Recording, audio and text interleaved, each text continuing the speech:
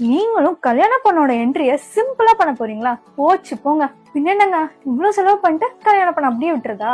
பின்ன எப்படிப்பா விடுறதுன்னு நீங்க கேப்பீங்க. சொல்றேன், நோட் பண்ணிக்கோங்க. ஃபர்ஸ்ட், வீணா வைப்ஸ். கல்யாணத்துல பொண்ணு வர வரைக்கும் ஏதோ ஒரு இன்ஸ்ட்ருமெண்ட் பிளே பண்றது ஓகே. ஆனா பொண்ணோட என்ட்ரி வரதுன்னு சொன்னா லைவ் வீணாவை வாசிக்க ஆரம்பிக்கணும். அப்ப வரும் பாருங்க ஒரு ஃபீல் பண்ணாதான் புரியும். Second, torch barriers. பொண்ணு வரதுக்கு முன்னாடியே பிரைட்ஸ்மேட்ஸ்லாம் அந்த பாத்வேல லைட்டையோ இல்ல தியாசையோ வச்சு வரவேற்கணும்.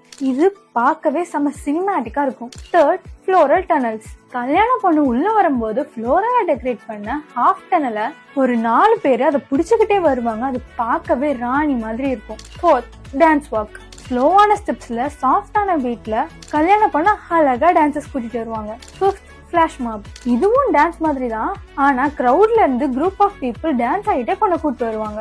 இந்த மாதிரிலாம் ஏதாச்சும் பண்ணாதானே கல்யாணம் பண்ண தனியா காட்டும்.